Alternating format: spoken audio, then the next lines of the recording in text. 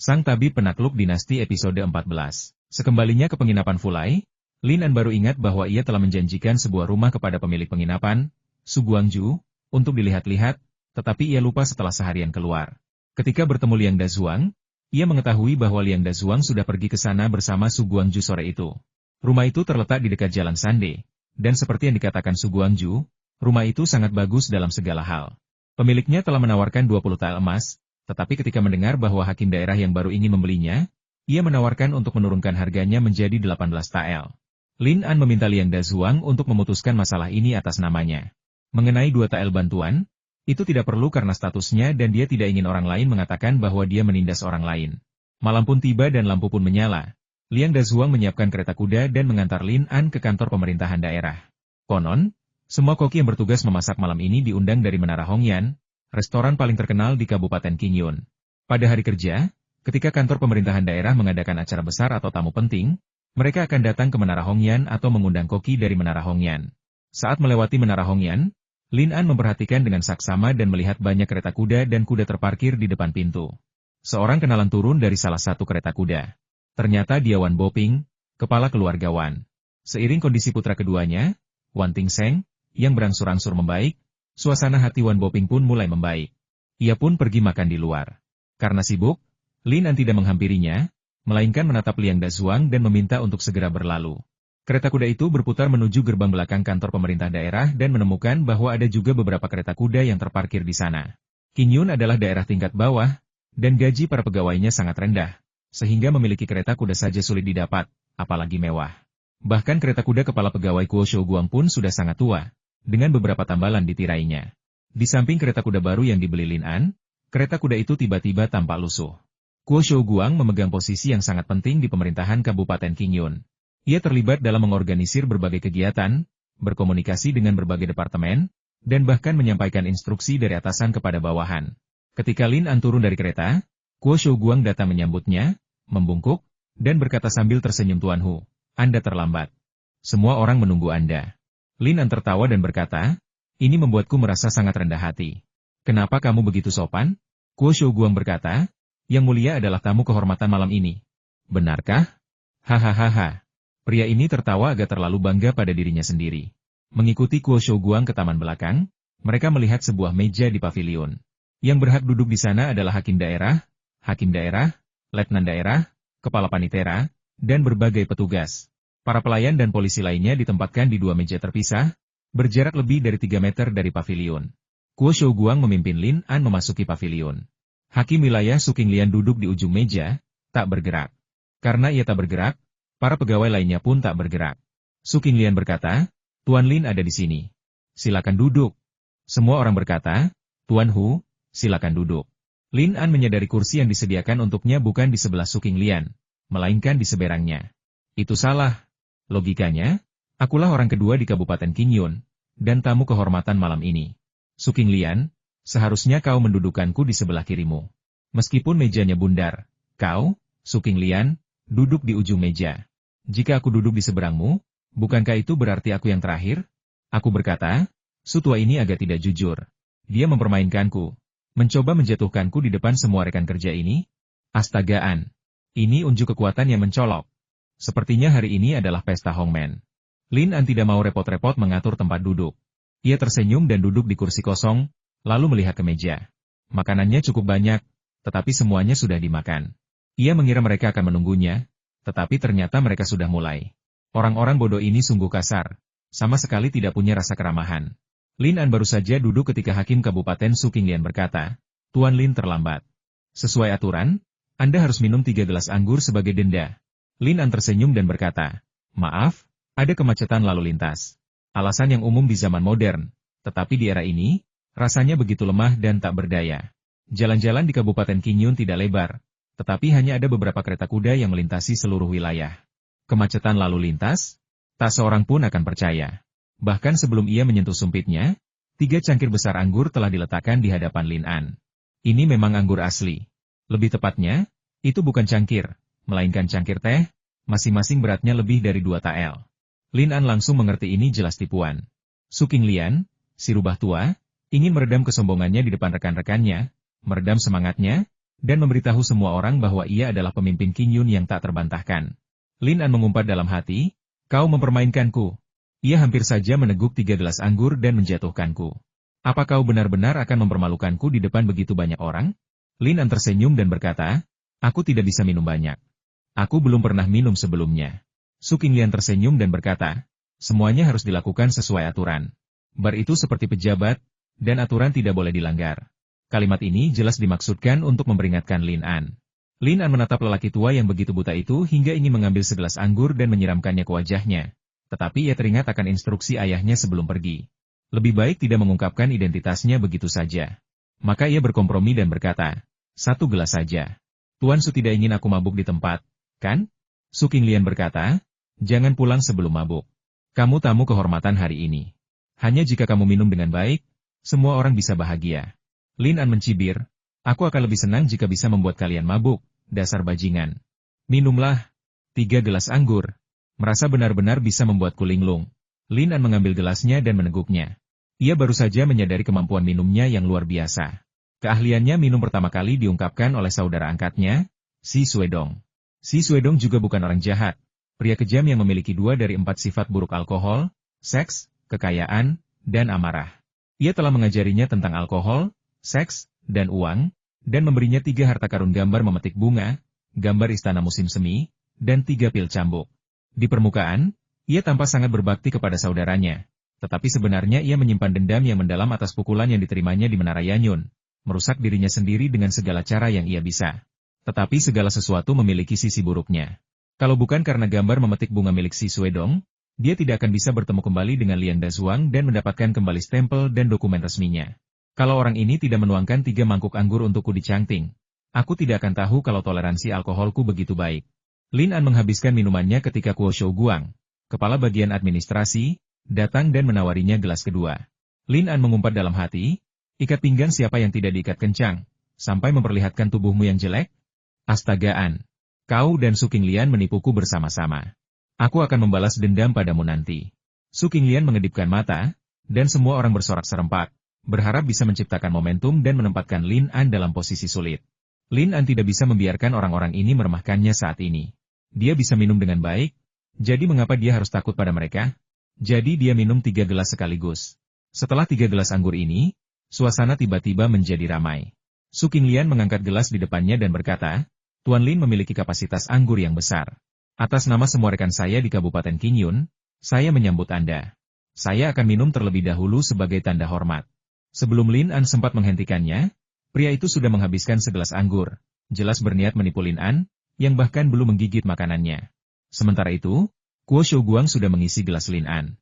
Geng itu telah mencapai kesepakatan diam-diam 3 gelas anggur sebagai hukuman, dan kemudian semua orang akan bergantian. Malam ini, mereka akan membuat Lin An mabuk dan mempermalukan dirinya sendiri. Lin An mengangguk, tidak menolak. Ia minum 2 cangkir bersama Su Qinglian, lalu duduk sambil tersenyum, mengambil sumpit, dan menggigit makanannya. Sebelum sempat tersadar, Kuo Shou Guang mengangkat gelasnya lagi dan berkata, Tuan Hu, saya persembahkan 2 cangkir untuk Anda. Lin An terkekeh dan berkata, Tuan Kuo, kita minum saja nanti. Aku mau buang air kecil. Sekelompok orang tertawa terbahak-bahak ketika mendengar Lin An mengatakan ini.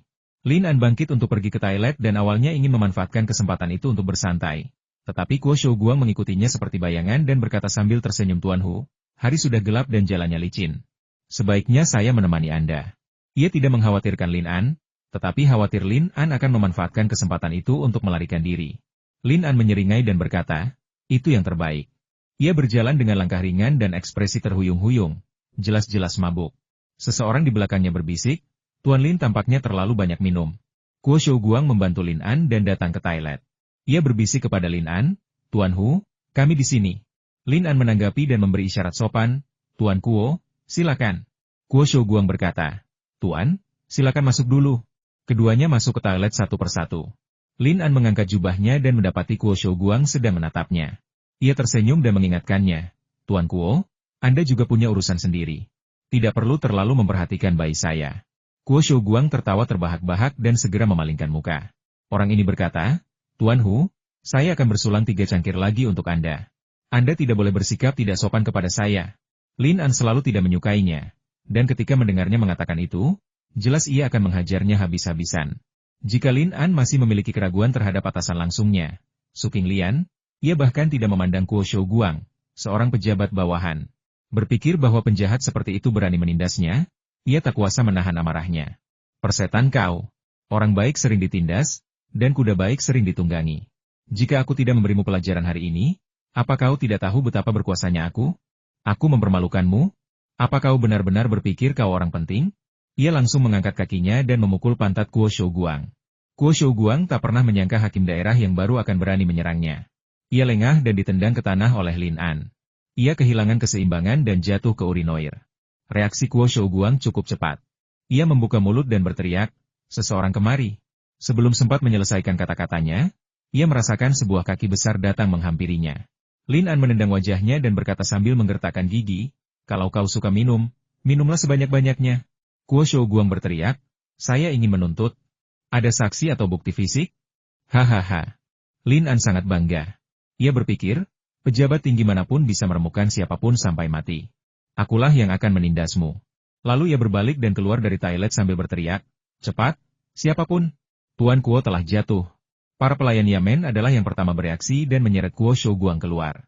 Kuo Shouguang sangat cemas, ingin menangis tetapi tidak bisa. Ia memeras otaknya tetapi tidak dapat memahami mengapa Lin An tiba-tiba menyerangnya. Bukankah orang ini takut akan dituntut? Apakah dia tidak menghormati hukum? Kuo Shouguang sangat marah hingga gemetar dan berkata dengan suara gemetar, "Dia mendorongku." Semua orang terkejut ketika mendengar ini. Setelah melihat lagi, mereka melihat salah satu mata Kuo Shouguang telah berubah menjadi mata panda, jelas karena terkena pukulan. Namun, Lin An kembali ke meja makan seolah-olah tidak terjadi apa-apa dan berpura-pura mabuk. Dia seperti anjing yang menggigit Ludong Bin, yang tidak mengenal kebaikan hati orang baik. "Tuan-tuan, jika kalian percaya padanya, pergilah dan berdirilah di pihaknya. Jika kalian percaya padaku, berdirilah di pihakku." Orang ini jelas-jelas meminta semua orang untuk memihak. Meskipun kebanyakan orang berada di pihak Kuo Shouguang, dia sekarang bau, jadi wajar saja jika tak seorang pun mau mendekatinya. Lin An berkata, "Saya selalu mengatakannya. Mata publik memang tajam. Saya, seorang hakim daerah, ingin berurusan dengan seorang pegawai biasa. Mengapa saya harus menggunakan cara yang begitu kejam? Kuo Shouguang, Anda telah memfitnah ketidakbersalahan saya. Masalah ini tidak bisa dibiarkan begitu saja. Serahkan saksi dan bukti. Selama Anda dapat membuktikan bahwa saya memukul Anda, saya, Lin An, akan dengan senang hati menerima hukumannya." Ia membungkuk kepada Su Qinglian dan berkata, "Tuan Su, mohon mengertilah." Otot-otot di pipi tipis Su Qinglian bergetar 2 kali berturut-turut. Dilihat dari pemandangannya, Kuo Shouguang pasti sangat terpukul.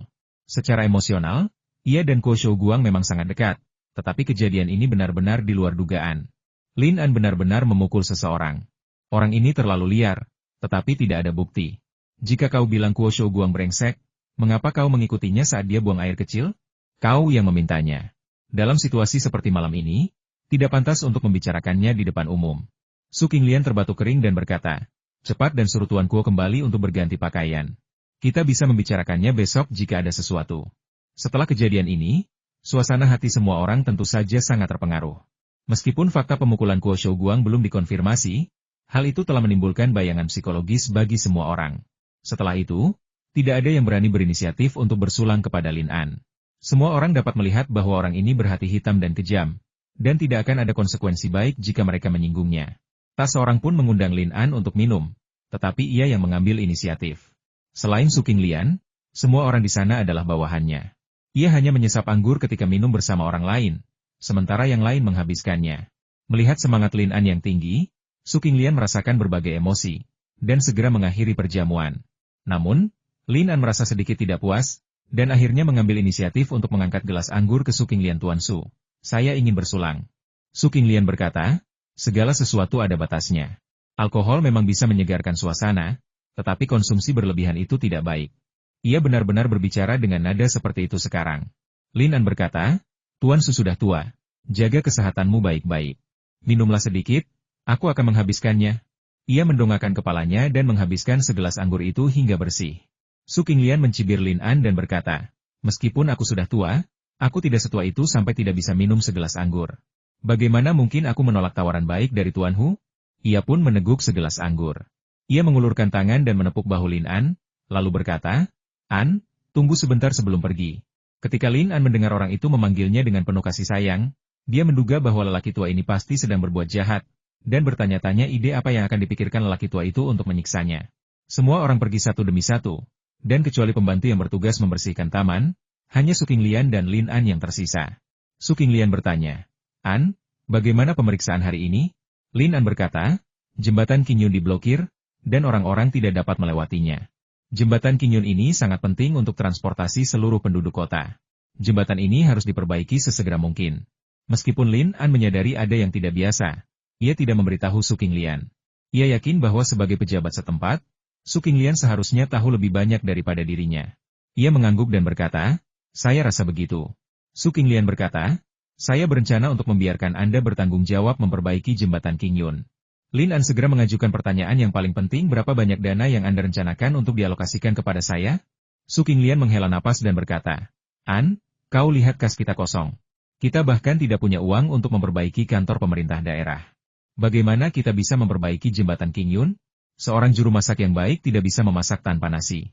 Tanpa dana, saya tidak bisa membangun jembatan Qingyun ini." Su Qinglian terkekeh dan berkata, "An, meskipun kita belum lama saling kenal, aku bisa melihat bahwa kamu orang yang sangat cakap. Aku tidak akan mempercayakan ini kepada orang lain, tapi aku sangat percaya padamu. Biar ku berikan ide. Kamu bisa memobilisasi warga Kabupaten Qingyun untuk berdonasi. Ada begitu banyak rumah tangga di Kabupaten Qingyun.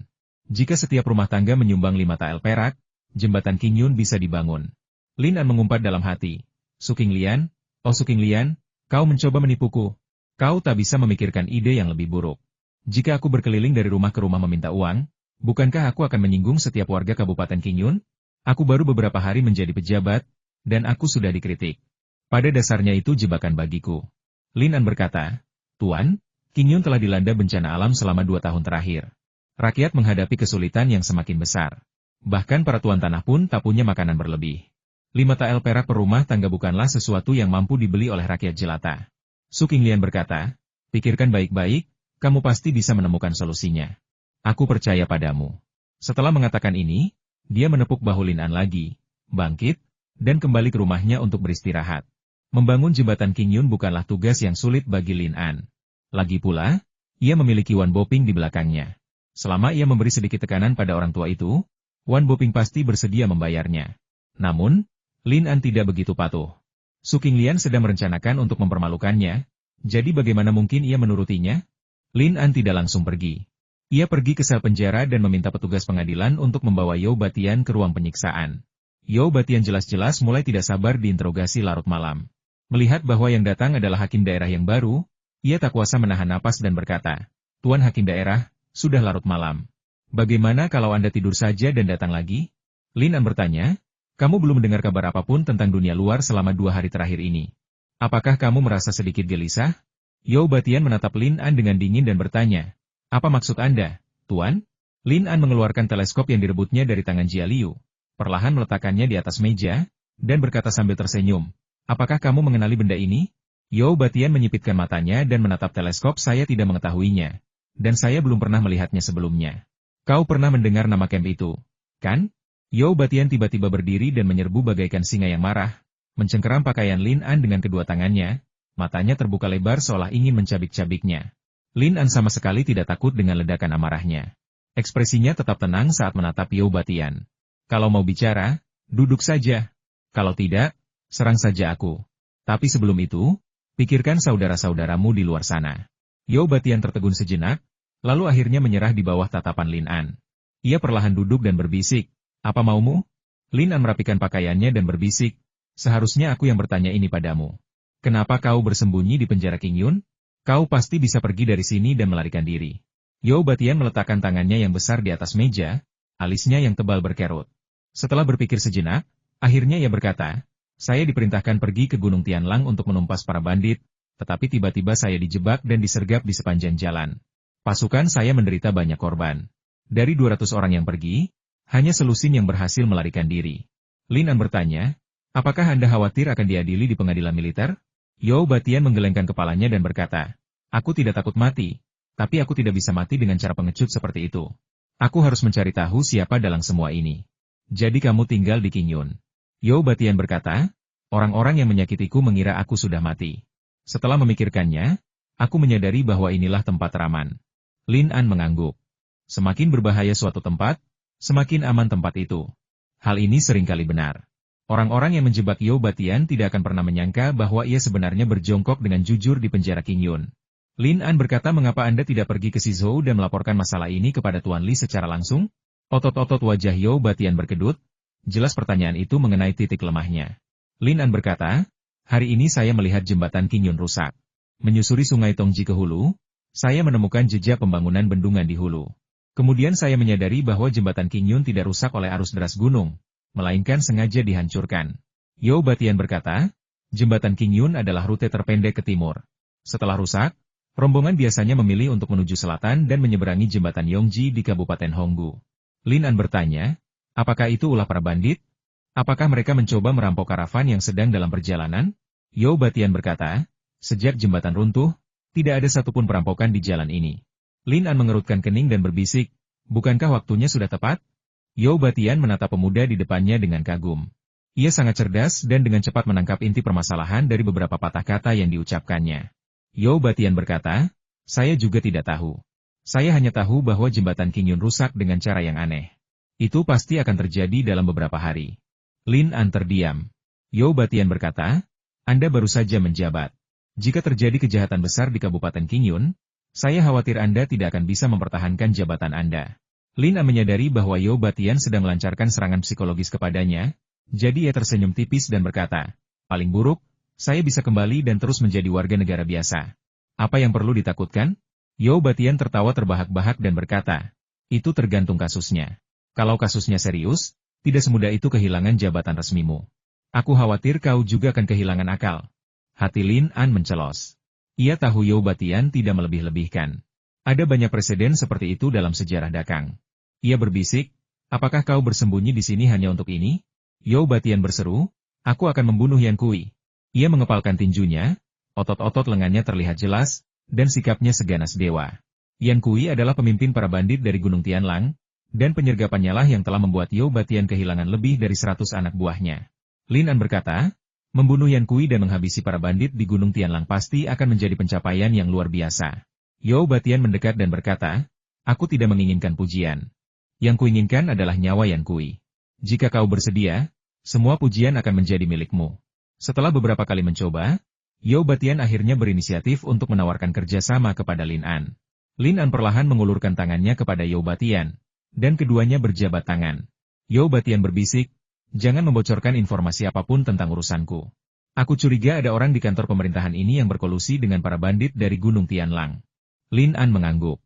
Yao Batian mengeluarkan jimat harimau kayu dari pinggangnya dan berbisik, temukan Jia Liu dan tunjukkan jimat harimau ini padanya. Kau akan mengerti segalanya. Kabar proyek renovasi jembatan Qingyun karya Lin An menyebar hampir dalam semalam, bersamaan dengan kabar akan adanya sumbangan 5 tael perak per rumah tangga. Jumlah ini mungkin tak seberapa bagi orang kaya, tetapi bagi orang miskin, rasanya seperti memaksa mereka menjual semua harta benda, bahkan sampai bangkrut. Lin An menyadari ada yang aneh dari tatapan orang-orang di sekitarnya, tetapi di dunia ini, kita seringkali menjadi orang terakhir yang tahu. Baru setelah Su Guangju mempertanyakan kebenaran cerita ini, Lin An akhirnya mengerti mengapa begitu banyak warga Qingyun tiba-tiba bersikap bermusuhan terhadapnya. Reaksi pertama Lin An adalah ia ditipu oleh Su Qinglian. Si brengsek itu telah memaksakan tugas tanpa pamrih ini kepadanya dan menyebarkan berita bahwa dialah yang mencetuskan ide menyumbang uang. Ketika warga Qingyun mendengar bahwa mereka diminta menyumbang uang, mereka tentu saja tidak memiliki kesan yang baik terhadapnya, sang hakim daerah yang baru. Su Guangju bertanya, Tuan, apakah sumbangan itu benar? Lin An menggelengkan kepalanya dan berkata, mengapa saya belum pernah mendengarnya? Su Guangju berkata, Tuan Hu, semua orang sedang membicarakan masalah ini sekarang. Mereka mengatakan bahwa Tuan Lin bertugas memperbaiki jembatan Qingyun dan ingin setiap rumah tangga menyumbangkan 5 tael perak. Lin An berkata, memang benar saya yang bertanggung jawab atas restorasi jembatan Qingyun, tetapi sumbangan 5 tael perak itu hanya rekayasa.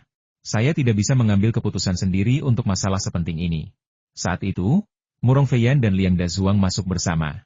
Katanya, Tuan Hu, saya rasa sebaiknya Anda tidak keluar hari ini. Isu donasi ini sudah menyebar ke seluruh kota, dan semua orang bilang itu ide Anda. Orang-orang hampir mati ingin memakan Anda hidup-hidup. Lin An menggaruk kepalanya dan berkata, bajingan mana yang menyakitiku seperti ini? Ia tahu dalam hatinya bahwa itu pasti dilakukan oleh si kura-kura tua Su Qinglian. Ide buruk meminta sumbangan dari orang-orang awalnya adalah ide Su Qinglian. Tetapi sekarang ia menyalahkan dirinya sendiri. Liang Dazuang mengeluh dengan getir, "Tuan, masalah ini harus diperjelas. Saya baru saja keluar dan orang-orang melempari saya dengan telur busuk." Ia baru saja bersemangat selama 2 hari setelah Lin An menjabat, tetapi situasinya tiba-tiba memburuk, dan dalam semalam ia menjadi tikus yang menyeberang jalan dan ingin dipukuli semua orang. Lin An menggembungkan pipinya dan berkata, "Orang tak bersalah tetaplah orang tak bersalah. Aku baru saja datang ke Qingyun dan aku hanya ingin menjadi pejabat yang baik. Bagaimana mungkin aku punya ide untuk mengeksploitasi rakyat jelata seperti itu?" Su Guangju menatap Lin An, setengah percaya dan setengah ragu. Pejabat yang baik sudah langka akhir-akhir ini. Bahkan dengan lentera pun, orang seperti itu mustahil ditemukan. Lin An terlalu malas menjelaskan dan bersiap pergi ke kantor pemerintah daerah untuk berdebat. Murong Feiyan dan Liang Dazuang mengikutinya keluar dari penginapan Fulai. Mereka berdua sangat berhati-hati dan menjaga jarak dari Lin An. Mereka takut akan diserang sekelompok orang jika keluar. Namun, setelah keluar dari gerbang, mereka mendapati tidak banyak orang di luar. Lin An meregangkan badan malas di luar gerbang, lalu berbalik sambil tersenyum. Ia menyadari betapa jauhnya mereka berdua darinya dan menggelengkan kepala. Apa yang perlu ditakutkan? Aku jujur dan bermartabat. Tidak mudah bagi orang lain untuk menyakitiku. Orang biasa punya mata yang tajam. Saat itu, seorang wanita tua berjalan lewat bersama cucu lakinya yang masih kecil. Lin An mengenalinya sebagai tetangganya dan menyapanya sambil tersenyum. "Selamat pagi, Nek." Wanita tua itu berbalik, wajahnya yang keriput memperlihatkan ekspresi jijik yang belum pernah terjadi sebelumnya, dan dua kata keluar dari sudut bibirnya, "Dasar pejabat bajingan." Lin An tertegun. Cucu kecil itu tiba-tiba berbalik dan meludahi Lin An. Air liurnya menyembur deras dan jauh. Lin An buru-buru mengangkat lengan bajunya untuk menutupi wajahnya. "Aku berkata, bagaimana mungkin seorang anak meludah sebanyak itu?" Dalam sekejap, sekelompok warga sipil compang-camping muncul dari ganggang dan jalan-jalan di sekitarnya, berteriak, "Petugas pemukul anjing! Daun sayuran busuk, telur busuk, dan kulit semangka beterbangan ke udara bersama cahaya pagi." Lin An tidak pernah menyangka begitu banyak orang akan menunggu. Ketakutan, ia berbalik dan melarikan diri. Murong Feiyan dan Liang Dazuang telah melarikan diri ke penginapan Fulai. Lin An begitu tertekan, begitu tidak setia. Sebagai seorang wanita, Murong Feiyan memang berhati-hati dengan reputasinya, dan itu tidak masalah. Namun, Liang Dazuang, dasar binatang buas, kau baru bersumpah melindungiku 2 hari yang lalu, dan saat kau dalam bahaya, kau malah kabur begitu cepat. Kau pikir aku tidak bisa lari darimu? Meskipun Lin An kabur dengan cepat, ia masih terkena beberapa telur terbang di kepala dan pantatnya. Meskipun serangannya singkat, ia tak mampu menahan tembakan yang begitu kuat. Pria itu melesat masuk ke pintu. Murong Feiyan dan Liang Dazuang bekerja sama untuk menutup pintu. Hanya terdengar suara pintu digedor. Orang-orang kehilangan target dan hanya bisa melampiaskan amarah mereka di panel pintu. Lin An mengenakan sehelai daun hijau di kepalanya, dan 2 helai daun busuk menjuntai di telinganya. Tampak sangat berantakan. Melihatnya seperti itu, Murong Feiyan tak kuasa menahan tawa. Lin An menggeleng, dia tidak setia. Ia lalu menunjuk Liang Dazuang, yang sama sekali tidak terluka, dan berkata, dia tidak manusiawi. Lin An berganti pakaian dan meminta Su Guangju pergi ke pintu belakang untuk mencari tahu. Ia mendapati banyak orang menunggu untuk mencegatnya. Dalam keputusasaan, ia hanya bisa memanjat tembok ke Aula Huicun di sebelahnya dan pergi dari sana. Lagi pula, orang-orang tidak akan mengira ia bisa menyelinap keluar dari sana.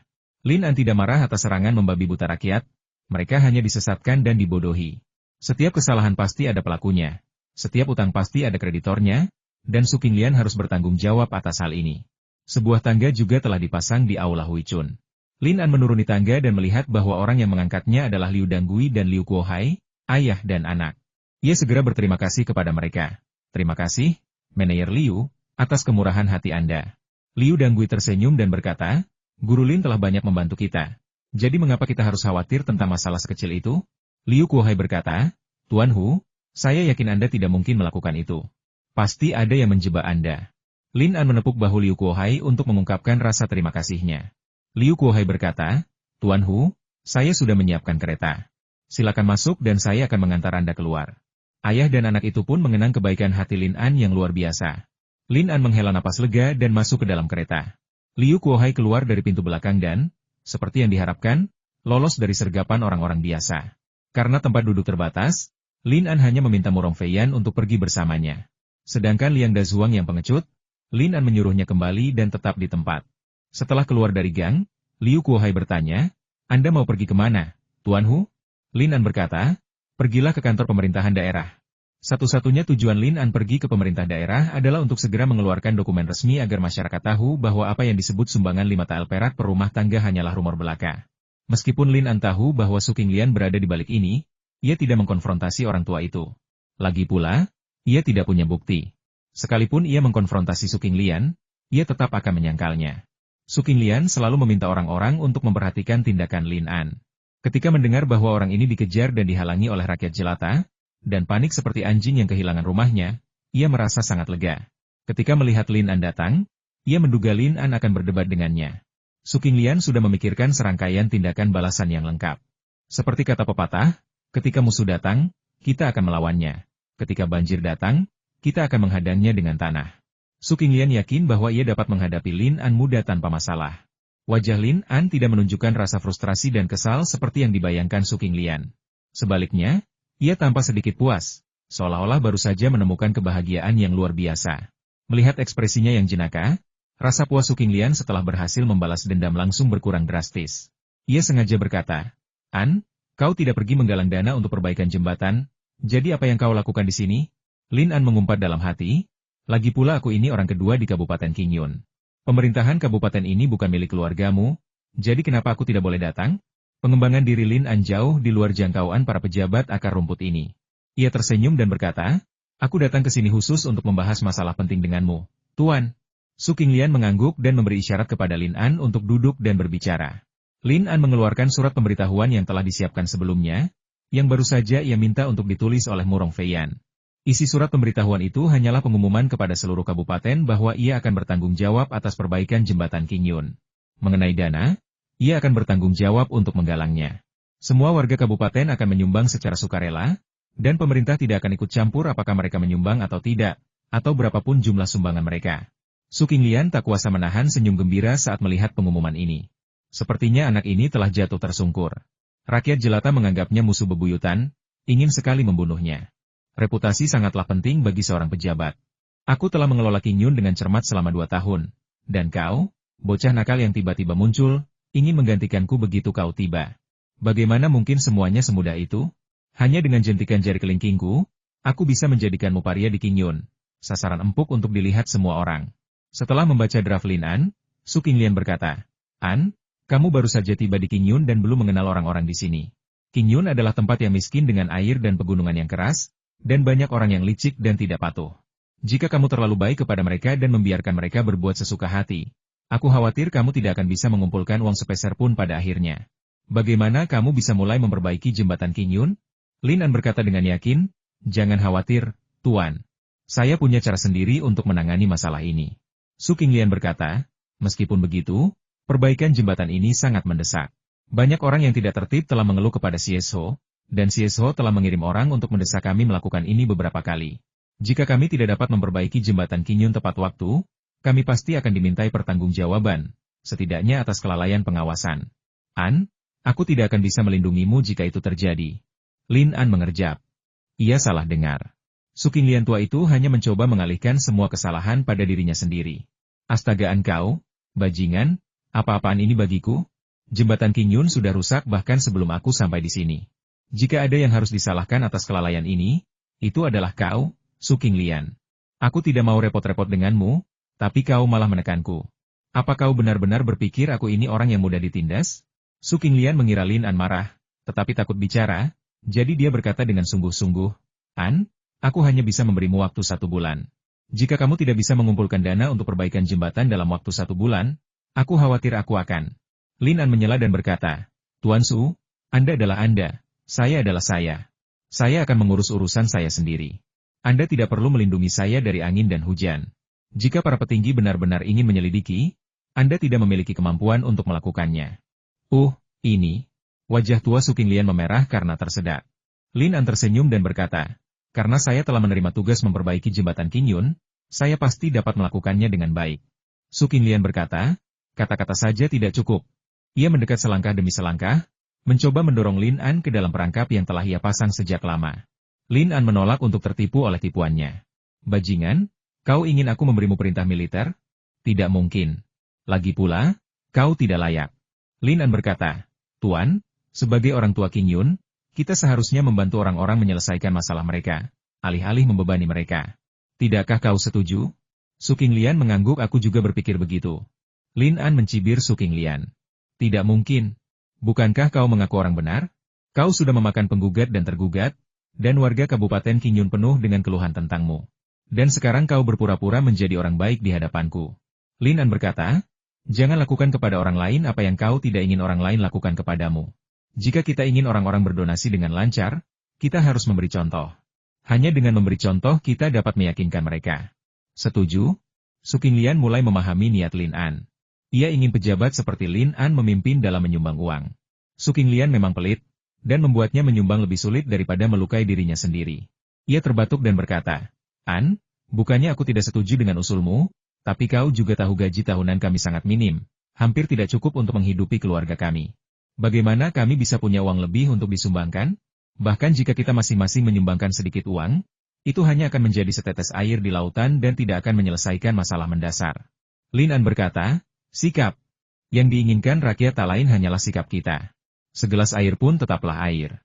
Sedikit usaha akan menghasilkan banyak, dan setumpuk pasir akan membentuk menara. Seperti kata pepatah, jangan biarkan kebaikan sekecil apapun terabaikan. Jika kita tidak mau berbuat apa-apa, bagaimana mungkin rakyat mau berdonasi? Su Qinglian terbatuk 2 kali lagi dan berkata, kita perlu membicarakan masalah ini dengan rekan-rekanku. Jangan terburu-buru. Lin An sudah lama menyadari bahwa orang ini pelit dan tidak pantas mendapat perhatian publik. Ia segera membungkuk dan berkata, Tuan Su, saya harap Anda dapat segera merilis pemberitahuan ini untuk mencegah orang-orang menyebarkan rumor. Merusak reputasi pribadi saya memang masalah kecil, tetapi merusak kredibilitas seluruh pemerintahan adalah masalah besar. Su Qinglian mengangguk, memperhatikan punggung Lin An saat dia berjalan pergi, dan seringai tanpa sadar muncul di sudut bibirnya. Lin An meninggalkan aula dan melihat sesosok abu-abu tiba-tiba bersembunyi di sudut dinding sebelah kanan. Meskipun sosok itu sangat cepat, ia tetap tak luput dari pandangannya. Lin An berjalan mendekat sambil tersenyum. Dan ketika sampai di sudut dinding, ia melihat kepala juru tulis Kuo Shouguang bersembunyi di sana dengan raut wajah malu. Masih ada bekas hitam di atas mata kanan Kuo Shouguang, yang disebabkan oleh tendangan Lin An kemarin. Membayangkan adegan ditendang ke tanah dan dipukuli oleh Lin An tadi malam, Kuo Shouguang masih menggeram penuh kebencian. Meskipun ia hanya seorang kepala juru tulis di Qingyun, dan jabatan resminya tidak tinggi, ia tetap bisa dianggap sebagai orang yang dihormati. Lin An membuatnya kehilangan muka di depan begitu banyak orang. Seorang pria terhormat bisa dibunuh tetapi tidak dipermalukan. Jika ia tidak membalas dendam, ia bukanlah seorang pria terhormat.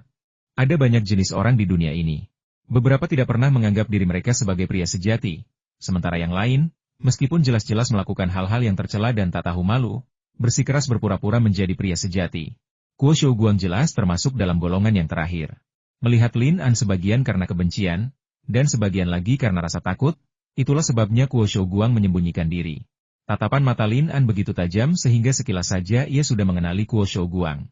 Ia segera mengikutinya dan berkata sambil tersenyum nakal, Tuan Kuo, apakah Anda sedang bermain peta umpet dengan saya? Sembunyikan kepala pamanmu. Kuo Shouguang mengumpat dalam hati, tetapi ia jelas tak berani mengucapkan kata-kata itu dengan lantang. Ia sudah merasakan tipu daya Lin An kemarin. Orang ini jelas bajingan yang tak tahu bagaimana menghormati yang tua dan menyayangi yang muda. Yang membuat Kuo Shouguang semakin tertekan adalah kenyataan bahwa ia sebenarnya bosnya. Kuo Shouguang menundukkan kepalanya dan membungkuk dengan acuh tak acuh Tuan Hu. Saya di sini untuk memberi hormat. Lin An diam-diam senang melihat penampilan Kuo Shouguang yang bermata panda. Kemudian, mengingat adegan menendang orang ini ke urinoir kemarin, ia langsung merasa sangat puas. Lin An, yang tak mau kalah dalam kemunafikannya, berpura-pura serius dan berkata, Tuan Kuo, ada apa dengan matamu? Kuo Shouguang diam-diam mengutuk leluhur Lin An. Bukankah kau sudah tahu jawabannya? Tapi tetap bertanya. Ia menghela napas dan berkata, Tuan Hu, apa kau tidak ingat apa yang terjadi tadi malam? Apa yang terjadi tadi malam? Lin An tampak bingung, berpura-pura berpikir keras. Setelah beberapa saat, ia menggaruk kepalanya dan berkata, sepertinya aku masih ingat sedikit tentang apa yang terjadi tadi malam. Tuan Su memberiku beberapa gelas anggur. Lalu, kurasa kau datang untuk bersulang. Lalu, kurasa kita pergi ke toilet bersama. Lalu, aku tidak ingat apa-apa. Kuo Shouguang sangat marah hingga ia menggertakkan gigi dan berkata, kau hanya selektif dalam melupakan sesuatu. Kau benar-benar melupakan apapun yang merugikanmu. Kau hanya berpura-pura. Lin An, tentu saja, berpura-pura, dan ia melakukannya dengan percaya diri. Baiklah, Tuan Kuo, saya tidak melakukan apapun yang melanggar etiket tadi malam setelah minum. Jika saya kurang ajar, saya harap Tuan Kuo memaafkan saya. Kuo Shouguang, Meskipun geram, tahu ia tak punya jalan keluar kali ini. Seperti yang dikatakan Lin An malam sebelumnya, tidak ada orang lain yang hadir saat ia menyerangnya, dan tak seorang pun bisa bersaksi untuknya. Pemukulan itu kemungkinan besar sia-sia. Hakim wilayah Su Qinglian juga menasihatinya untuk menahan amarah, mengatakan bahwa balas dendam tak pernah terlambat, dan berurusan dengan anak kecil yang belum berpengalaman sama sekali bukanlah masalah. Lin An berkata, Guru Kuo, saya baru saja berbicara dengan Guru Su tentang hal ini, dan beliau setuju. Mohon bantu saya menyebarkan berita ini. Mohon. Kuo Shouguang bingung dan bertanya, pengumuman apa? Lin An berkata, kau akan mengerti saat kau bertemu Tuan Su. Kuo Shouguang memperhatikan Lin An pergi, lalu bergegas ke lobi untuk menemui Su Qinglian yang sedang memeriksa berkas-berkas di sana. Ia menceritakan pertemuannya baru-baru ini dengan Lin An. Su Qinglian mengangguk dan menyerahkan surat pemberitahuan yang baru saja ditulis Lin An kepada Kuo Shouguang. Kuo Shouguang membacanya dan merendahkan suaranya untuk bertanya, apakah Yang Mulia setuju untuk memasang pemberitahuan ini secara luas? Su Qinglian bertanya, saya khawatir dia sedang mengalami kesulitan sekarang, bukan? Kuo Shouguang berbisik, tikus yang menyeberang jalan akan dikejar semua orang. Su Qinglian terkekeh dan berkata, Shouguang, kamu masih punya banyak ide. Membiarkannya membangun jembatan Qingyun, hanya dengan mengumpulkan dana saja sudah cukup membuatnya pusing. Kuo Shouguang bertanya, apakah Yang Mulia menetapkan batas waktu untuknya? Su Qinglian menggelengkan kepalanya dan berkata, anak ini cukup licik. Aku belum tahu dari mana asalnya, jadi tidak pantas melakukan sesuatu yang terlalu drastis. Kuo Shouguang meratap, Tuan, tidakkah Anda lihat bahwa anak ini penuh ambisi? Dia telah mendambakan posisi Anda sejak hari pertama menjabat. Tuan, Anda tidak boleh terlalu lunak, atau Anda akan menderita. Meskipun Su Qinglian tidak menyukai Lin An, ia tidak menganggapnya sebagai ancaman yang berarti. Ia telah beroperasi di Qingyun selama 2 tahun dan kini telah bercokol dengan kokoh. Seorang pemuda yang baru tiba dan mencoba mengguncang fondasinya kemungkinan besar akan menjadi tantangan. Ia berkata dengan acuh tak acuh, kenali dirimu dan musuhmu, dan kau tak akan pernah terkalahkan. Kita harus menyelidiki latar belakangnya secara menyeluruh sebelum bertindak. Kuo Shouguang berkata, pria ini sombong dan tidak masuk akal. Tadi malam, saya baik hati menemaninya ke toilet, tapi tiba-tiba dia menendang saya dari belakang. Setelah saya jatuh, dia bahkan menendang mata saya. Yang Mulia, tolong bantu saya. Su Qinglian berkata, saya sudah bertanya kepadanya tentang hal ini, dan dia dengan tegas menyangkalnya. Shouguang, lagi pula, tidak ada orang yang hadir saat itu, dan tanpa bukti, saya tidak bisa menghukumnya. Orang ini benar-benar pintar, bahkan sampai punya ide untuk meminta kita berdonasi duluan, dengan dalih dia memberi contoh. Kuo Shouguang sangat menyadari sifat pelit hakim daerah. Ia menghela napas dan berkata, Pak, gaji semua orang di pemerintahan daerah kita sangat minim. Semua orang bersedia tetapi tidak mampu menyumbang. Bahkan jika kita memaksa mereka menyumbang, kita tidak akan mampu menghasilkan banyak. Dibandingkan dengan uang yang dibutuhkan untuk membangun jembatan, uang sekecil itu hanyalah setetes air di lautan. Su Qinglian merasakan hal yang sama dan berkata, benar sekali. Kuo Shouguang berkata, dia ingin memanfaatkan insiden ini untuk menarik perhatian dan sama sekali tidak mempertimbangkan perasaan rekan-rekannya. Su Qinglian mengangguk, jari-jarinya tanpa sadar menyentuh palu. Ia mengambilnya, tetapi kemudian teringat bahwa saat itu bukan waktunya sidang. Ia lalu meletakkannya dengan lembut dan berbisik, apa rencanamu? Kuo Shouguang melangkah lebih dekat. Karena dia setuju membangun jembatan Qingyun, dia seperti diberi masalah. Mudah didapat, tapi ingin dibuang, hehe. Ia mencibir, jembatan ini tidak semudah itu dibangun. Jika dia tidak bisa mengumpulkan uang dan menyelesaikan tugas yang Anda berikan, wajar saja untuk menghukumnya. Jika dia berhasil mengumpulkan uang dan menyelesaikan jembatan, dia tetap akan disambut dengan ketidakpuasan publik. Jika kemudian ada yang menuduhnya mengarang alasan untuk menyumbang uang, menuduhnya mengumpulkan uang, apakah Anda pikir pemerintah Siesho akan tinggal diam? Su Qinglian terkekeh, mengelus jenggot panjangnya dengan jari-jarinya yang kering dan berkata, mari kita kesampingkan pengumuman itu untuk saat ini. Kuo Shouguang berkata, saya akan memasang pengumuman perekrutan pekerja sungai dan tukang batu terlebih dahulu. Tanda tangani namanya dan minta dia membubuhkan stempel resmi. Su Qinglian bertekad untuk terus mempersulit mereka. Kuo Shouguang trauma karena dipukuli Lin An. Ia berbisik, Tuan, orang itu sangat kasar. Kalau dia mengganggu saya lagi. Su Qinglian mencibir, jangan khawatir, aku mendukungmu. Aku ragu dia punya nyali untuk melakukan itu. Aneh rasanya jika Kuo Shouguang mempercayainya. Dia berada di kediaman resmi Su Qinglian saat dipukuli. Jadi mengapa dia tidak membela diri? Bahkan ketika Lin An terlibat dalam perselisihan medis di kehidupan sebelumnya, ia tidak dikutuk oleh semua orang. Agar tidak dikenali oleh orang-orang, ia bahkan mengenakan topi bambu dan memasuki kereta seperti pencuri. Ketika tirai diturunkan, Ia menghela napas lega dan melepas topi bambunya. Aku tercekik. Murong Feiyan bertanya, apakah pengumumannya sudah diselesaikan? Lin An menggelengkan kepalanya dan berkata, bajingan tua Su Qinglian itu hanya berharap aku dipukuli sampai mati oleh rakyat jelata. Kurasa dia pasti akan membuat lebih banyak masalah. Apakah kamu hanya akan duduk diam dan menunggu kematian? Mata Lin An berkilat tajam, giginya bergemertak, lalu dia mengulurkan tangan dan dengan lembut meletakkan tangannya di bahu Murong Feiyan. Feiyan, malam ini kau akan membantuku membunuh anjing tua ini dengan pisau. Apa? Tanya Murong Feiyan kaget. Kau bercanda? Kau pejabat? Dan kau pikir kau pencuri? Ia kembali menatap Lin An, yang memasang senyum tak berperasaan. Baru kemudian ia menyadari bahwa pria ini sengaja mengatakan ini untuk menggodanya, dan ia mengangkat tinjunya dengan marah. Lin An buru-buru berkata, tunggu, seorang pria sejati menggunakan kata-kata, bukan tinju. Ia tentu saja menyadari kekuatan tinju Murong Feiyan.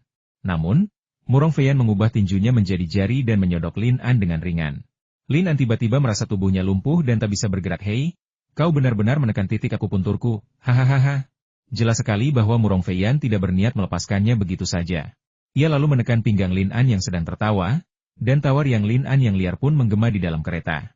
Liu Kuohai, yang sedang mengemudikan kereta di luar, awalnya tidak terlalu mempermasalahkannya, tetapi kemudian ia mendengar tawa yang berlangsung lama, dan itu membuat bulu kuduknya berdiri dan kulitnya merinding. Bukankah rasanya seperti naik kereta bersama wanita cantik? Mengapa ia begitu bahagia? Lin An tak henti-hentinya tertawa hingga keluar dari mobil. Untuk pertama kalinya dalam hidupnya, ia menyadari bahwa tertawa adalah usaha fisik. Wajahnya memerah, air mata mengalir deras, tenggorokannya terasa kering, dan otot rectus abdominisnya terasa nyeri.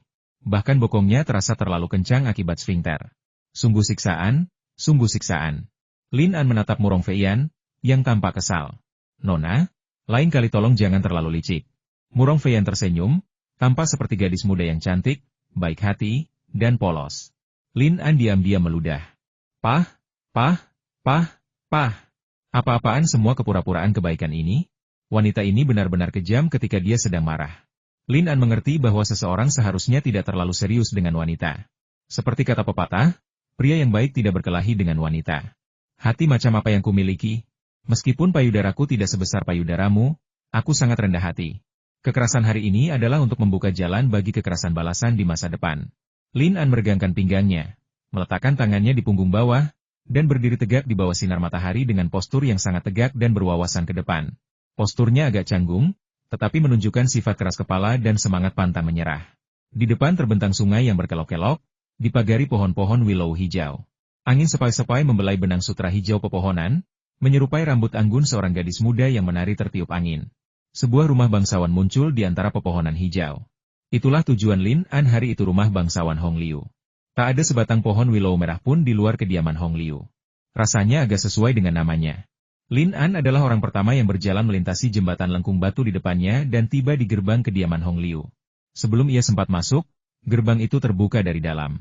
Jia Doang, seorang pria gemuk pucat dengan raut wajah ramah, muncul di gerbang. Ia tidak berpakaian seperti petani seperti biasanya. Ia mengenakan jubah sutra panjang berwarna zamrud dan sebuah kipas lipat. Ia menutupnya dan membungkuk hormat, berkata, Tuan Hu, saya merasa terhormat berada di sini. Mohon maaf karena tidak menyambut Anda. Saya harap Anda tidak keberatan.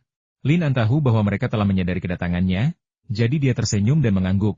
Jia Doang, apakah kamu sudah sembuh? Jia Doang berkata sambil tersenyum tipis, bekas lukanya sudah sembuh, tapi rasa sakitnya masih ada. Saya akan selalu mengingat pukulan Anda ini, Pak.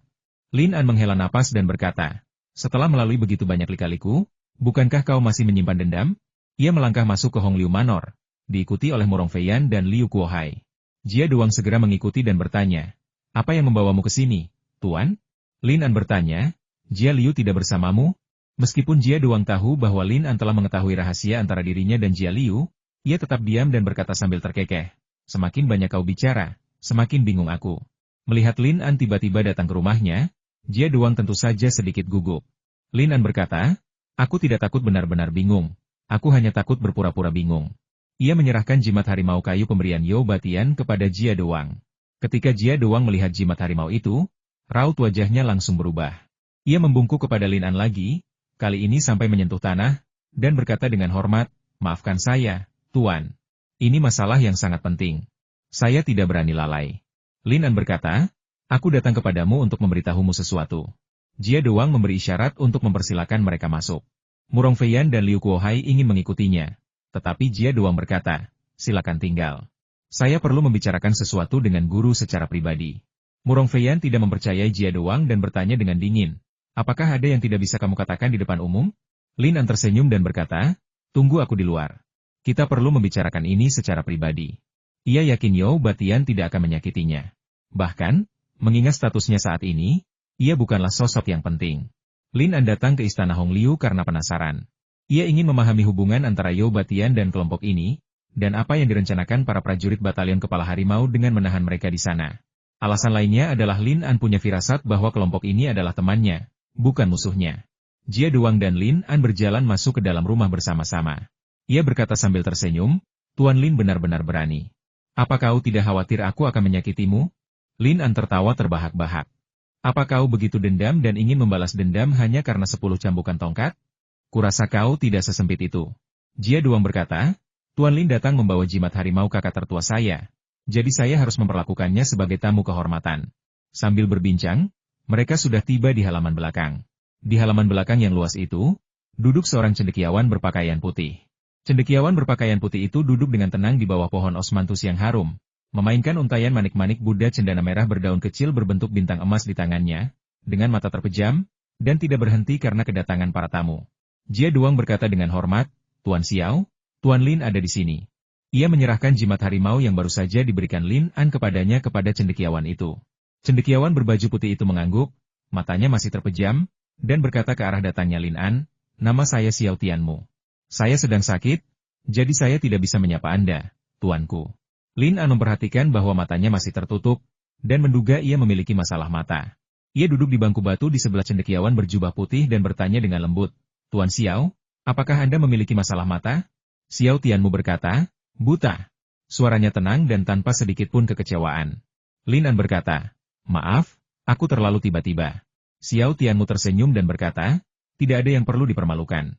Aku sudah buta sejak umur 7 tahun, tepatnya 18 tahun yang lalu. Aku tidak bisa lagi mengingat seperti apa dunia ini. Untungnya, aku masih punya telinga. Jia Doang menyajikan secangkir teh harum untuk Lin An dan membantu Xiao Tianmu mengisinya dengan air panas.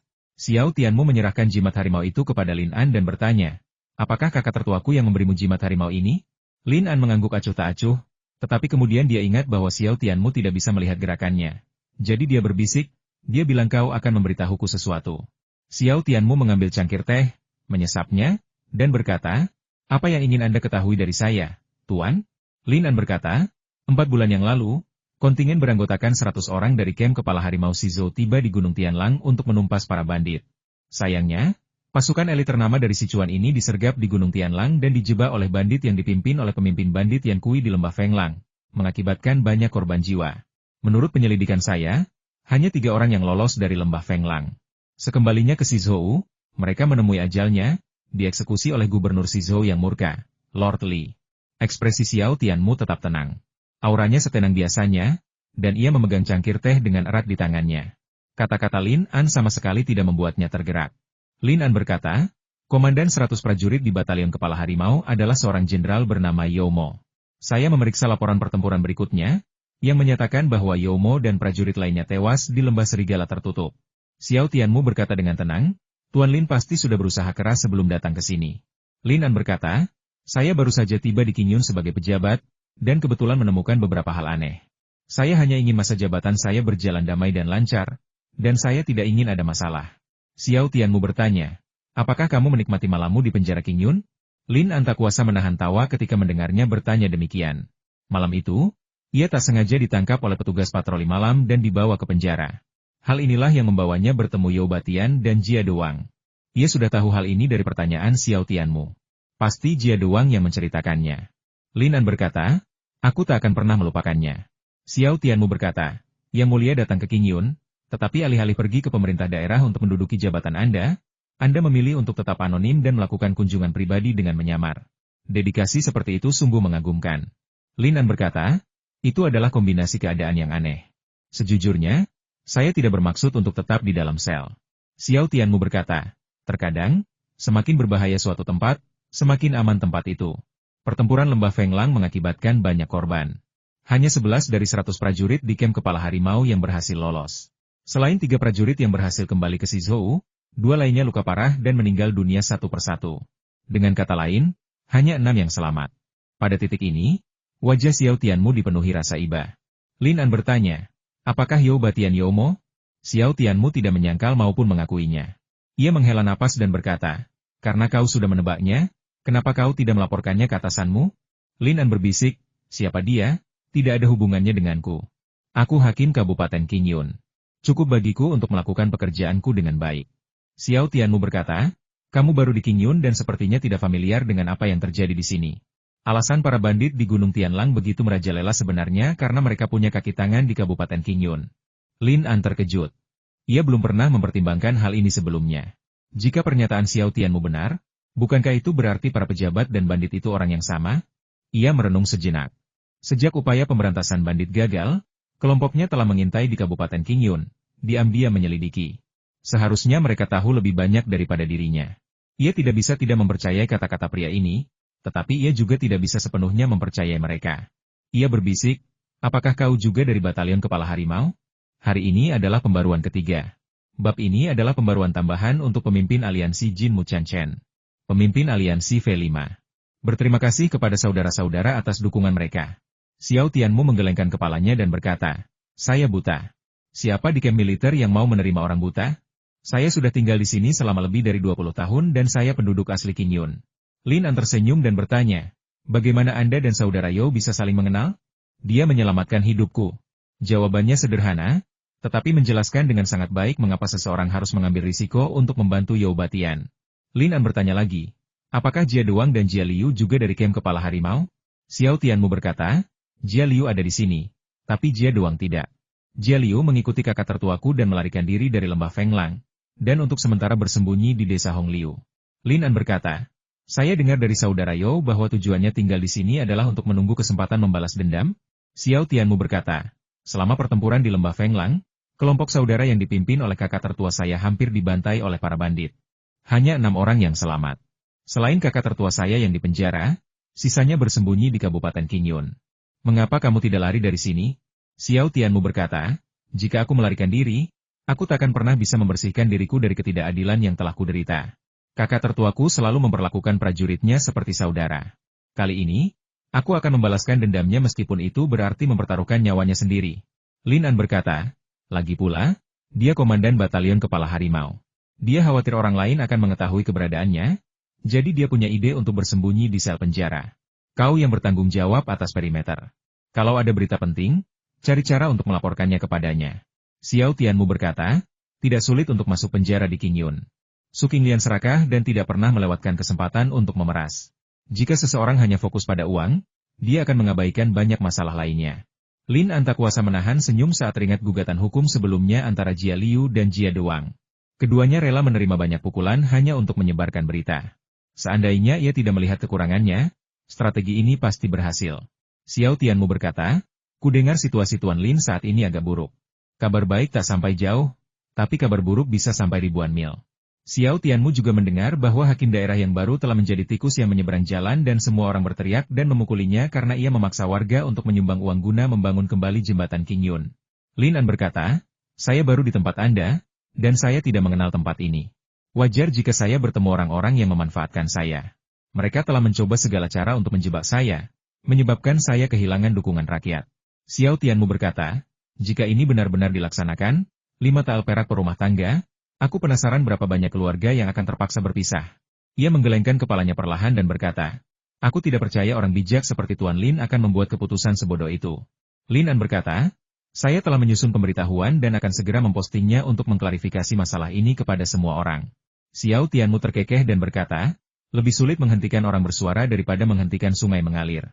Sekali bendungan jebol, sangat sulit menghentikan kebocorannya.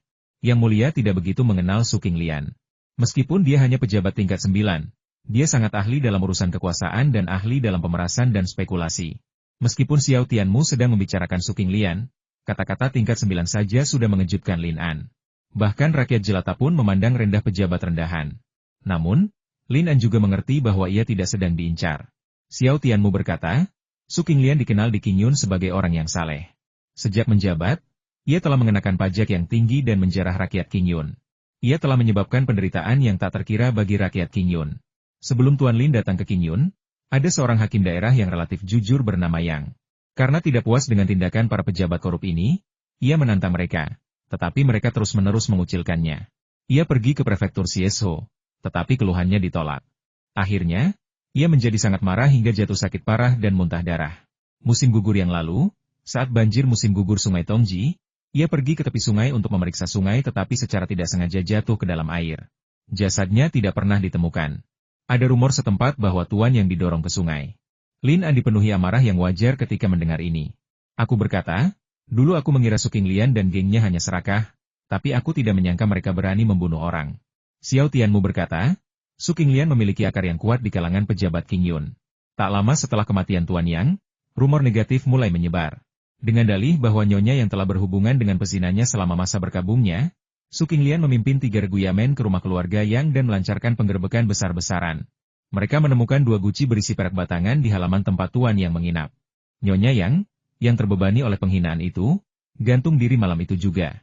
Putranya, Yang Lingqi, sedang dalam perjalanan ke Beijing untuk mengikuti ujian kekaisaran ketika ia mendengar berita kematian orang tuanya dan kembali untuk mencari keadilan. Namun, ia menghilang bahkan sebelum kembali ke Qingyun, dan tidak ada kabar tentangnya sejak itu. Lin An dengan marah berkata, bajingan-bajingan ini, apakah mereka benar-benar berpikir tidak ada keadilan? Xiao Tianmu berkata, meskipun aku belum pernah menjadi pejabat, aku tahu bahwa menjadi pejabat itu soal bicara. Tidak masalah apakah kau benar atau salah, yang penting adalah apa yang kau katakan dan apa yang orang lain katakan. Sejak zaman dahulu, jabatan adalah tempat yang paling kejam. Mereka yang menaatiku akan makmur, mereka yang tidak menaatiku akan binasa.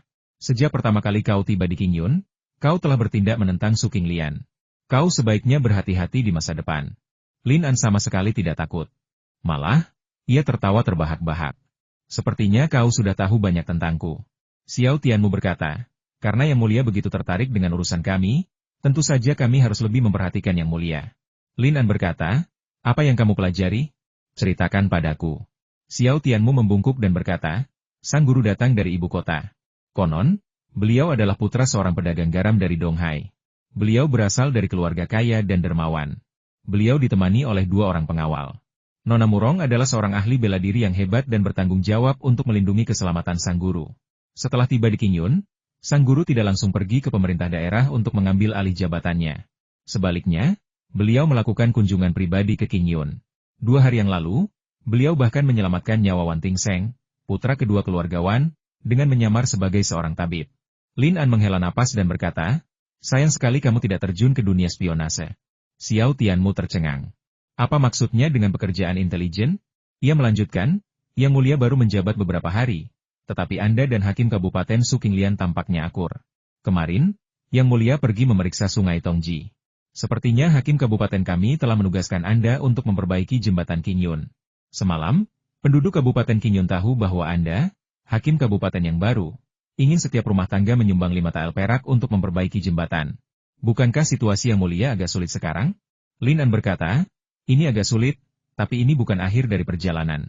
Mudah untuk menghindari tombak, tetapi sulit untuk bertahan dari panah dari kegelapan. Lin An tertawa dan berkata, ketika musuh datang, kita akan menghentikannya. Ketika air datang, kita akan menenggelamkannya. Xiao Tianmu bertanya, apa yang membawamu ke sini, Tuan? Lin An berkata, kantor Kabupaten Qingyun ini bagaikan sepotong besi bagiku. Jika aku mencoba menendangnya, kakiku sendiri mungkin akan terluka. Xiao Tianmu bertanya, Tuan, apakah Anda benar-benar ingin berakar di Qingyun? Lin An berkata, jika kau ingin menetap di Qingyun, kau harus menemukan sebidang tanah yang cocok. Ia berdiri dan berkata, halamanmu begitu luas, tetapi kau tidak tahu seperti apa tanahnya? Kalimat ini bagaikan ranting zaitun yang bijaksana. Xiao Tianmu bertanya, Tuan, apakah menurutmu pohon yang menjulang tinggi bisa tumbuh di tanah Qingyun? Cukup untuk melindungi dari angin dan hujan serta memberikan keteduhan bagi penduduk Qingyun? Lin An berkata dengan yakin, sama sekali tidak masalah. Xiao Tianmu berkata, Tuan, jangan remehkan lawanmu. Putusnya jembatan Qingyun jelas bukan kebetulan. Mengapa para bandit dari Gunung Tianlang membangun bendungan di hulu Sungai Tongji? Mengapa mereka bersikeras menghancurkan jembatan Qingyun? Xiao Tianmu berkata, jembatan Qingyun adalah satu-satunya jalan untuk mencapai Siesho dan Sizhou di Kabupaten Qingyun. Lin An berkata, masih ada akses air. 70 mil ke hilir adalah jembatan Yongji. Xiao Tianmu berkata, musim banjir sudah dekat, dan permukaan air sungai Tongji naik dengan cepat. Untuk memastikan keamanan di bagian sungai ini, semua lalu lintas perahu akan dilarang pada bulan Juli. Ini berarti jembatan Yongji di Kabupaten Honggu adalah satu-satunya pilihan. Semua karavan dan pelancong harus melewati sini. Lin An berkata, jika para bandit berkuda dari Gunung Tianlang memilih untuk menyerang di sepanjang ruas jalan ini, mereka pasti tidak akan gagal. Tapi untuk menghancurkan jembatan Qingyun, mungkinkah mereka ingin menyerang di dalam Kabupaten Honggu? Memikirkan hal ini, Lin An tak kuasa menahan diri untuk tidak terkejut. Mengapa para perampok sengaja menghindari Qingyun? Jika perampokan itu terjadi di Qingyun, para pejabat di Qingyun ini pasti tidak akan bisa lepas dari tanggung jawab. Yang pertama dihukum adalah Hakim Daerah Su Qinglian. Mungkinkah Su Qinglian berkolusi dengan para perampok dari Gunung Tianlang? Xiao Tianmu tersenyum penuh arti dan berkata, sebenarnya, tuanku, Anda sudah mengetahuinya. Lin An bertanya, hal penting apa yang membuat mereka melakukan hal sebesar itu? Xiao Tianmu menggelengkan kepalanya dan berkata, aku juga tidak tahu. Tapi sesuatu yang bisa membuat para bandit Gunung Tianlang mengerahkan pasukan sebesar itu pasti bukan masalah kecil. Ini mungkin kesempatan bagi kita untuk membalas dendam, atau bisa jadi kesempatan baik bagimu, Tuan, untuk mengakar di Qingyun dan membasmi semua yang ada. Lin An mendapatkan banyak manfaat dari kunjungannya ke desa Hongliu. Ia pada dasarnya mengetahui alasan pengeboman jembatan Qingyun dari Xiao Tianmu. Lebih penting lagi, Xiao Tianmu mengungkapkan kepadanya bahwa beberapa orang di pemerintahan Qingyun berkolusi dengan para bandit berkuda Gunung Tianlang. Ini masalah serius. Sebelum Lin An pergi, Xiao Tianmu berkata, lebih baik mencegah daripada mengobati, Tuan. Lebih baik selalu berhati-hati. Lin An tersenyum dan berkata, semuanya akan baik-baik saja pada waktunya. Terima kasih, Tuan Xiao, sudah mengingatkan saya. Pengumuman untuk membersihkan nama Lin An belum diumumkan, tetapi Lin An sudah bersiap untuk ini. Su Qinglian dan kelompoknya tidak akan mudah melepaskan kesempatan untuk menghadapinya. Di pemerintahan Qingyun saat ini, ia adalah seorang pejuang tunggal. Sehebat apapun seseorang, kemampuan mereka pada akhirnya terbatas, dan seringkali mereka harus bergantung pada kekuatan eksternal. Aliansi dengan You Batian hanyalah langkah pertama. Jika ia ingin segera mendapatkan pijakan di Qingyun, ia juga harus bersatu dengan para caebo lokal yang kuat. Orang yang terpikirkan oleh Lin An adalah Wan Boping. Sebagai orang terkaya di Qingyun, Wan Boping adalah orang yang diinginkan semua orang di pemerintahan Qingyun. Namun, latar belakang Wan Boping membuatnya selalu mencibir para pejabat di Qingyun ini. Awalnya, ia tidak menganggap serius Lin An, hakim daerah yang baru. Ia hanyalah pejabat tingkat 9. Ia bahkan tidak terlalu memperhatikan Su Qinglian, hakim daerah Qingyun, apalagi wakil komandan yang baru ini. Namun, Lin An dan Wan Boping bertemu karena cedera Wan Tingseng, putra kedua keluarga Wan. Jika Lin An tidak mengambil tindakan, Wan Tingseng pasti sudah mati sekarang. Lin An akan meluangkan waktu setiap hari untuk datang dan mengganti perban Wan Tingseng serta memeriksa luka-lukanya. Sudah 3 hari sejak Wan Tingseng siuman, tetapi ia masih linglung dan tidak berbicara sepatah kata pun. Hal ini membuat keluarga Wan sedikit khawatir. Nyawanya telah terselamatkan, tetapi ada lubang besar di kepalanya. Bagaimana jika ia menjadi bodoh? Bukankah itu lebih buruk daripada kematian? Melihat Lin An datang, Wan Boping bergegas maju untuk menyambutnya dan berkata dengan cemas, Tuan Hu, Tingseng belum berbicara. Saya harap Anda bisa merawatnya. Lin An mengangguk, meminta Wan Boping menunggu dengan sabar di luar, lalu berjalan ke kamar Wan Tingseng sendirian. Wan Tingseng duduk di tempat tidur, matanya menatap ke depan, agak linglung. Entah apa yang sedang dipikirkannya. Lin An mengganti perbannya terlebih dahulu, memastikan lukanya sembuh dengan baik. Kemudian, ia menggeser kursi dan duduk di samping tempat tidur, lalu berbisik, kau bisa mendengarku? Wan Tingseng masih tidak menatap Lin An. Bahkan Lin An sendiri merasa sedikit ragu. Astaga, mungkinkah gumpalan darah itu tidak dibersihkan selama operasi, yang menekan pusat bahasa orang ini? Atau ada kerusakan otak lain yang tidak terdeteksi, dan orang ini langsung menjadi idiot? Setelah hening selama 1 menit penuh, Wan Tingseng akhirnya berkata, aku tidak ingat apapun. Lin An menghela napas lega ketika akhirnya berbicara. Ia tersenyum dan menghiburnya, berkata, kamu mengalami cedera kepala. Pemulihan akan membutuhkan waktu. Selama kamu beristirahat dengan sabar, semuanya akan perlahan membaik. Meskipun ia membenci perilaku Wan Tingseng, ia tetap merasakan kepuasan yang tak terlukiskan ketika melihat Wan Tingseng berhasil menyelamatkan nyawanya. Wan Tingseng menoleh ke Lin An, wajahnya dipenuhi kepanikan dan ketidakberdayaan. Aku bahkan tidak tahu siapa diriku. Aku tidak mengenali orang tua dan saudara-saudaraku. Aku tidak tahu apa yang telah kulakukan di masa lalu. Aku tidak ingat apapun. Lin An menepuk pundaknya pelan. Kesannya terhadap Wan Tingseng adalah seorang cabul. Ia telah melakukan hal-hal ekstrim, bahkan menyuap pelayan pribadi Lei Yao dan diam-diam membiusnya. berniat melakukan kejahatan di tengah malam. Untungnya, ia menemukan dan menyelamatkannya tepat waktu, menjaga kepolosan janda muda itu. Dilihat dari perilaku Wan Tingseng saat ini, ia tidak berpura-pura. Ia telah melupakan segalanya di masa lalu, yang belum tentu buruk bagi semua orang. Setidaknya dunia ini telah mengurangi satu orang jahat. Wan Tingseng bertanya, "Kau menyelamatkanku?" Lin An mengangguk dan berkata terus terang, "Aku tidak sehebat itu. Aku menyelamatkanmu demi hadiah itu." Wan Tingseng berkata dengan penuh rasa terima kasih, "Tuan Hu, meskipun saya tidak ingat apa-apa, saya tahu Anda telah menyelamatkan hidup saya. Sekalipun itu berarti saya berhutang budi kepada Anda, saya akan membalas kebaikan Anda." Lin An diam-diam merasa malu.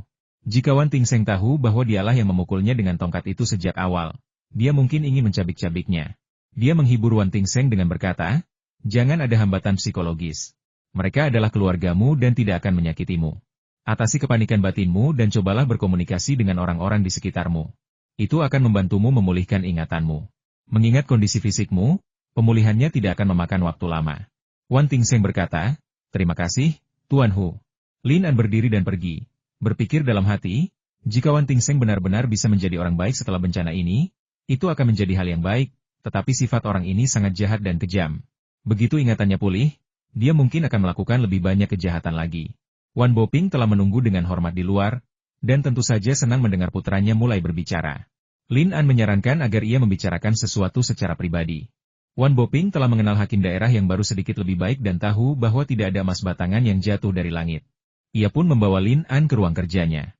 Ruang belajar Wan Boping sangat luas, dengan ribuan buku tertata rapi di rak-rak mahoni. Tetapi buku-buku ini pada dasarnya tidak pernah disentuh. Orang kaya seperti Wan Boping, meskipun tidak berpendidikan tinggi, harus memiliki beberapa buku untuk memamerkan pengetahuannya.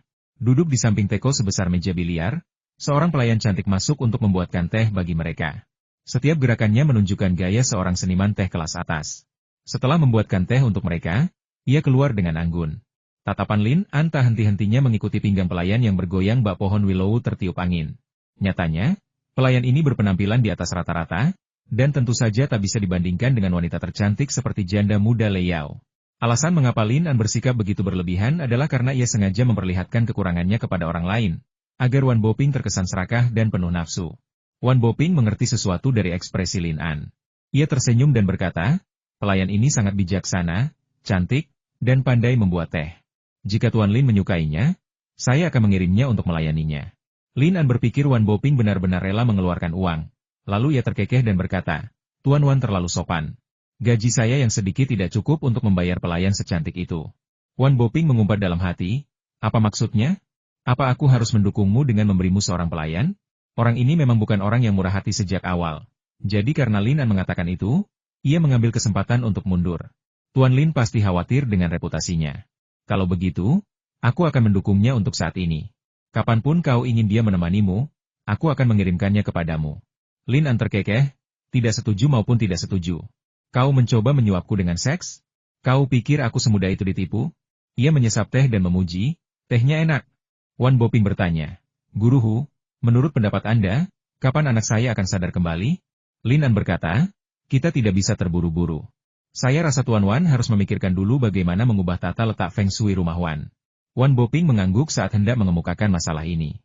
Lin An menghela napas. "Saat ini aku ingin membantumu menyelesaikan masalah ini, tapi sayangnya aku sibuk dengan banyak hal akhir-akhir ini dan aku benar-benar tidak bisa pergi." Wan Boping bertanya, "Apa yang terjadi pada Tuan Hu? Bisakah kau menceritakannya kepadaku?" Sebenarnya, dia sudah mendengar tentang masalah yang dihadapi Lin An, dan samar-samar menduga bahwa Lin An kemungkinan besar akan meminta uang kepadanya kali ini. Lin An berkata, "Tuan Wan, meskipun kita belum lama saling kenal, saya tidak tahu mengapa, tetapi saya merasa kita memiliki kedekatan yang erat." Wan Boping tersenyum munafik, "Aku juga merasakan hal yang sama." Dia diam-diam waspada. "Kau pikir kita cocok? Apa-apaan ini? Kau mengincar uangku, kan?" Lin An berkata, "Tuan Wan, saya punya permintaan yang tidak menyenangkan." Wan Boping mendesah. Ekor rubah akhirnya terungkap. "Aku penasaran berapa banyak yang diinginkan orang ini? Aku sudah menghabiskan 300 emas untuk mengobati penyakit putraku. Seharusnya itu cukup untuk kau habiskan untuk sementara waktu. Baru beberapa hari, dan kau ingin lebih banyak uang? Karena kau bisa membantuku memecahkan masalah Feng Shui ini, aku akan membayar lagi." Lin An berkata, "Karena kau dan aku sangat akrab, bagaimana kalau kita menjadi saudara angkat?" Ngomong-ngomong soal saudara angkat, Lin An mempelajarinya sepenuhnya dari si Suedong. Di era sekarang, saudara angkat tak diragukan lagi merupakan cara terbaik untuk membentuk kelompok. Bukan berarti saudara angkat harus hidup dan mati bersama. Bukankah ada pepatah yang mengatakan, saudara memang ditakdirkan untuk dikhianati? Wan Boping tak pernah menyangka Lin An akan mengajukan permintaan seperti itu. Menjadi saudara angkat bersamaku? Bukankah ini jelas-jelas upaya untuk memanfaatkanku? Aku seusia ayahmu. Meskipun Wan Boping tak berani meremehkan Lin An, ia merasa Lin An tak memenuhi syarat untuk menjadi saudara angkat. Di era itu, saudara angkat masih dianggap cukup serius. Tidak semua orang memperlakukan saudara angkat seperti Lin An dan si Suedong, yang menganggapnya seperti permainan keluarga, dan hanya melakukan 8 sujud sesuka hati. Melihat ekspresi raguan Boping, Lin An berpikir, ini buruk. Hari ini dia ditolak oleh orang lain dan memberinya kesempatan untuk menolak.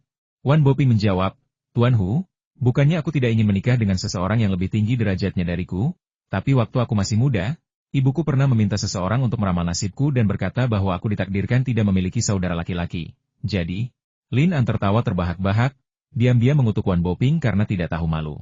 Namun, itu bukan salahnya. Wan Boping telah mengetahui niat Lin An dan tentu saja tidak ingin dimanfaatkan oleh Lin An dengan sia-sia. Lin An berkata, sebenarnya, kita menjadi saudara angkat atau tidak hanyalah formalitas. Selama kita rukun, kita juga bisa berteman. Benar sekali. Wan Boping ikut tersenyum. Teman? Kau memperlakukanku seperti teman, tapi malah menipuku dengan begitu banyak emas. Kalau aku benar-benar menjadi saudara angkat dengan orang sepertimu, bukankah aku akan ditipu dengan 3 liter darah? Lin An berkata, karena saudara Wan berkata begitu, aku akan mengatakan yang sebenarnya. Wan Boping benar-benar kehilangan kata-kata. Aku sudah bilang aku tidak akan menjadi saudara angkat denganmu, tapi kau masih berani memanggilku, kakak. Apa kau benar-benar berencana memerasku?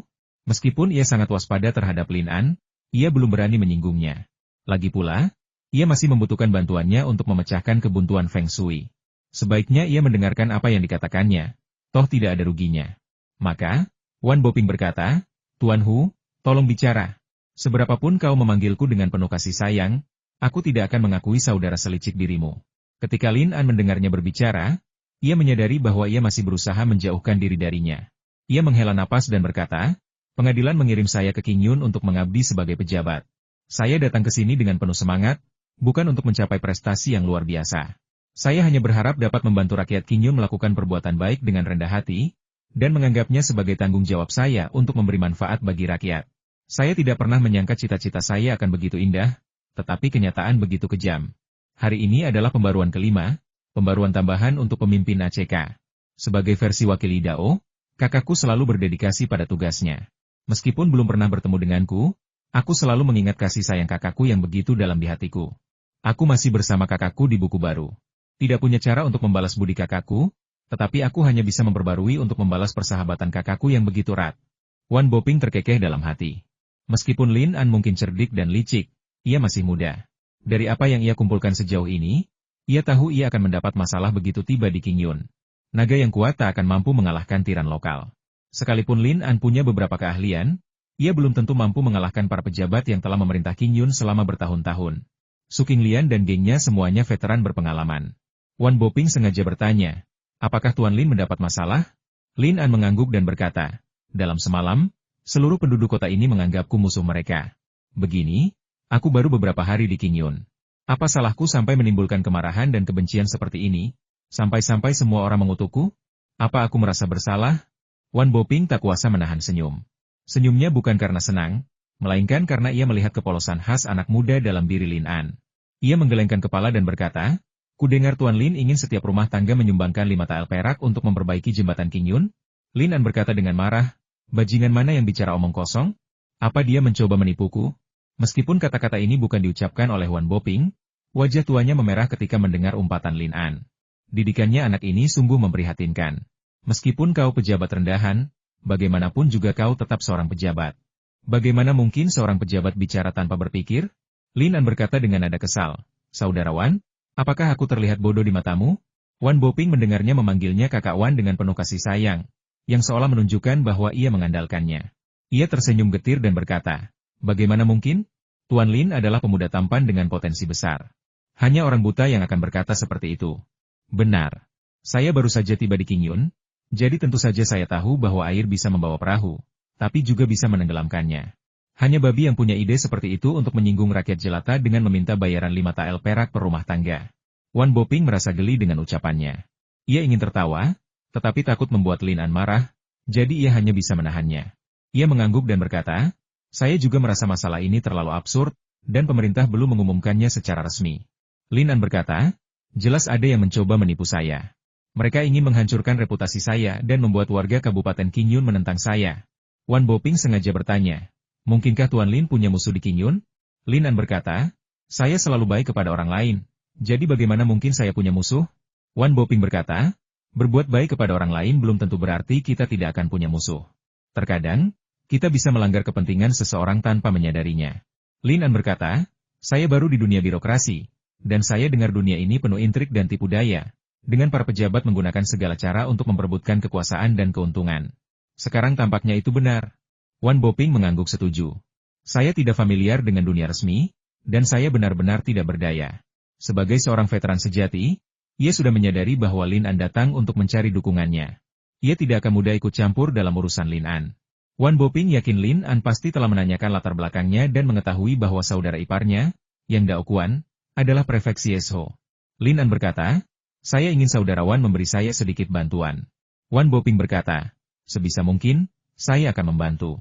Ia harus memberi ruang gerak untuk dirinya sendiri saat berbicara. Jika keadaan memburuk, ia harus keluar dari situasi ini. Masalah resmimu tidak ada hubungannya denganku. Meskipun kau menyelamatkan putraku, aku juga membayar sejumlah besar biaya pengobatan. Kau ingin menggunakan koneksiku di pemerintahan untuk membantumu menekan rekan-rekanmu? Aku tidak punya waktu luang untuk itu.